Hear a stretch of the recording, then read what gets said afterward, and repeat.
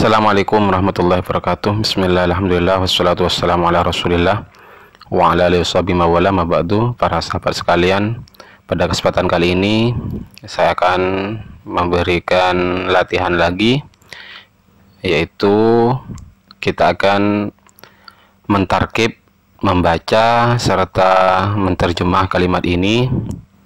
Dan ini tentunya saya khususkan untuk para sahabat-sahabat sekalian yang sudah menguasai nahwu shorof secara dasar. Maka langkah berikutnya yaitu kita memperbanyak latihan seperti ini. Di sini saya sudah siapkan materinya, tinggal kita baca seperti apa. Baik, di sini mungkin ada beberapa kalimat yang sudah saya kasih terjemah dan beberapa kemungkinan. Jadi marilah kita mulai. Bismillahirrahmanirrahim. Wa qala ba'dul ulama'i. Di sini tentunya mungkin ini sudah umum lafadznya, makanya di sini tidak saya terjemah. Tentunya kalau kita baca wa qala dan berkata, ba'du itu artinya sebagian, al ulama itu jamak dari alimun. Jadi artinya beberapa orang alim yang menjadi istilah ulama seperti itu. Kemudian di sini ada kata rokiba atau rokaba, kita tinggal pilih. Kalau kita baca rokiba itu artinya mengendarai atau menunggangi. Allahu artinya Allah, ya. Namun di sini apakah cocok kalau kita tarkib rokiballahu, Allah mengendarai?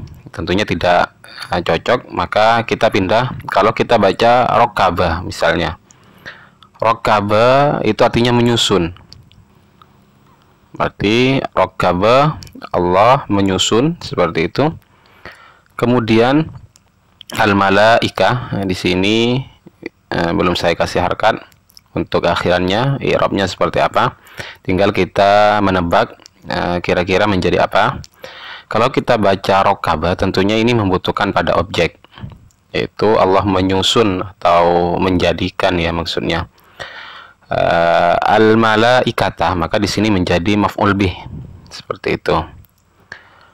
Jadi dibaca rokaballahul malaikata. Kemudian ini di sini min atau man. Marilah kita bisa tebak.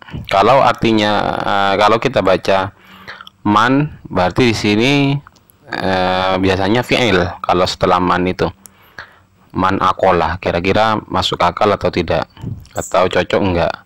Man barang siapa akolah yang berakal. Nah, tentunya kalau kita kaitkan dengan kalimat sebelumnya itu tidak cocok.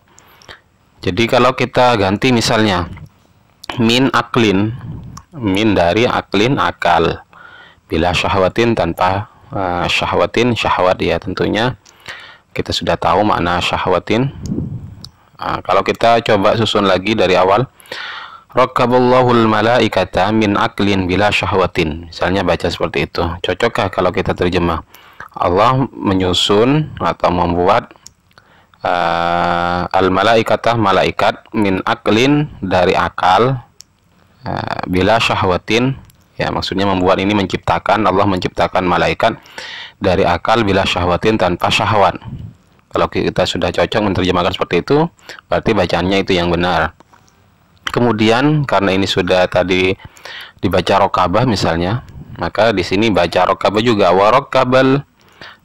Berarti di mana fa'ilnya? Fa'ilnya itu disimpan. Inilah fungsi dari isim dhamir.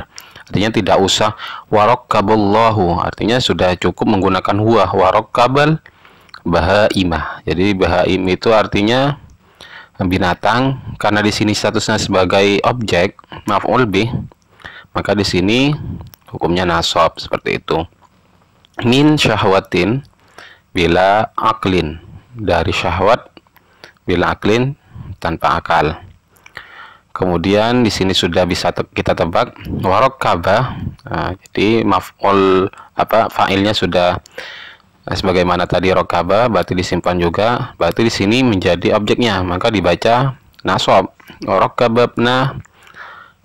Di sini digabungkan ibna Adam, seperti itu. Di sini adama atau adamin biasanya kan isim mudhof hukumnya jar. Maka di sini jar. Hanya saja Adam di sini jarnya menggunakan fathah karena di sini bagian dari isim ghair munsharif. Ibna Adamah, seperti itu.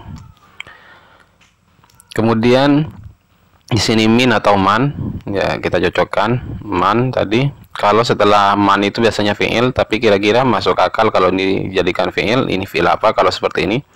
Tentunya ya, ini lebih mendekati pada min. Kemudian di sini kila, ya kilaihima. Ada kila ini adalah bagian dari isim yang menyerupai pada isim tasniyah, artinya keduanya, seperti itu. Kila. Kalau mulhak, ini namanya mulhak pada isim tasniyah. Kila dan kilta kata kasnani wasanata ini kalau kita belajar alfiyah, wasnaini wabnata ini ya jiriani, seperti itu. Ibnata ini juga itu juga serupa dengan kila, menyerupai pada isim tasniyah. Kemudian berikutnya famin atau faman, di sini kita tinggal tebak, artinya sama juga. Kalau kemudian di sini ada kata dua kemungkinan, ghalaba atau ghalaba. Kalau kita baca ghalaba artinya menang, kalau ghalaba memenangkan. Jadi saya rasa di sini kalau ini dibaca faman ghalaba, barang siapa yang menang, akluhu akalnya man, akal seseorang itu. Jadi bisa, berarti di sini menjadi fa'il. Atau bisa juga dibaca faman ghalaba aklahu, memenangkan seseorang terhadap akalnya. Jadi bisa seperti itu juga. Jadi kita tinggal tebak. Nah, kalau di sini ghalaba, karena ghalaba itu adalah fi'il lazim, maka akluhu menjadi fa'ilnya. Sedangkan kalau kita ingin memuta'addikan fi'il lazim, kita ikutkan wazan fa'alah, karena masdarnya juga kita sering jumpai adalah taghlib, itu sering dipakai. Berarti di sini baca ghalaba juga boleh. Kemudian memenangkan pada akalnya, atau barang siapa yang menang akalnya, ala syahwatihi, ya sudah kita bisa tebak, ala syahwatihi, terhadap syahwatnya. Fahuwa, ya langsung fahuwa, maka man tersebut atau orang itu, berarti di sini menjadi mubtada, maka harus menjadi khobar, berarti dibaca khairun sebagai sempurna dari huwa. Fahuwa, maka orang itu, khairun adalah lebih baik, minal malaikati, dari malaikat. Jadi ini tidak ada kemungkinan kita tidak akan membaca khairun atau apa. Tentunya di sini sudah umum lafadz khair, tinggal kita menentukan apakah rafa, nasab atau jar. Maka di sini hukumnya rafa menjadi khobar dari huwa. Minal malaikati, ya. Ini susunan jar majrur, kita mudah sekali untuk menebaknya. Kemudian waman ini apa, ghalabta atau ghalabat atau seperti apa. Jadi tadi kalau dibaca ghalaba, di sini menang artinya. Kalau dibaca ghalabtu, saya menang. Kalau dibaca ghalabta, kamu menang. Jadi tinggal pilih. Kemudian kira-kira apa yang mendekati? Jadi kita terjemah, barang siapa, karena kita lihat dari fa'ilnya, ya, ini yang benar adalah waman ghalabat syahwatu, seperti itu. Dan ini sangat cocok dan pas sekali, karena di sini kenapa diberi ta? Karena syahwatuhu berupa muannas, seperti itu. Jadi kalau fa'ilnya itu muannas, biasanya fi'ilnya itu dikasih tanda muannas juga berupa ta. Kalau fi'il mudhari menggunakan ta, kalau fi'il madhi menggunakan ta ta'anis. Jadi bacaannya waman ghalabat syahwatuhu. Dan ini tidak sama dengan yang di depan, dibaca ghalabat, seperti itu, memenangkan seseorang misalnya, ini tidak cocok karena di sini adalah man, di sini mudzakkar, maka ghalabat di sini tidak cocok. Maka yang lebih pas adalah waman ghalabat syahwatuhu, barang siapa yang menang syahwatuhu, syahwatnya, ala aklihi, ya kita sudah bisa baca ala aklihi, atas akalnya, fahuwa, maka man itu, seseorang itu, syarrun, ini sama ya statusnya dengan khairun, jadi khobar dari huwa, minal bahaimi, dari binatang, seperti itu.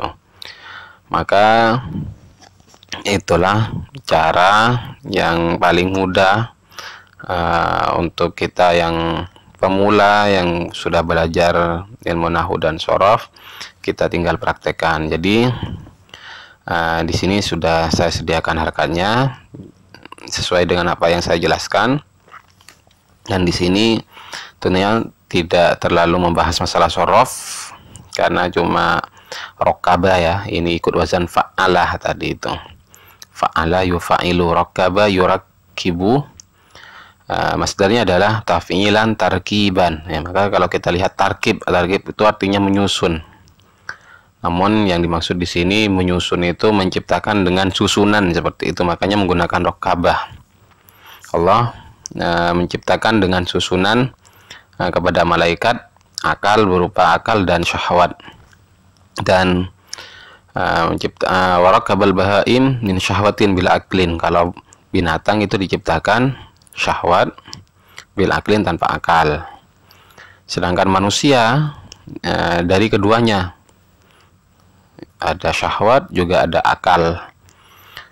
Maka barang siapa yang menang akalnya, atau barang siapa yang memenangkan terhadap akalnya, ala syahwatihi, atas syahwatnya, fahuwa khairun minal malaikati, maka dia itu lebih baik daripada malaikat. Kalau dia akalnya lebih dominan daripada syahwatnya.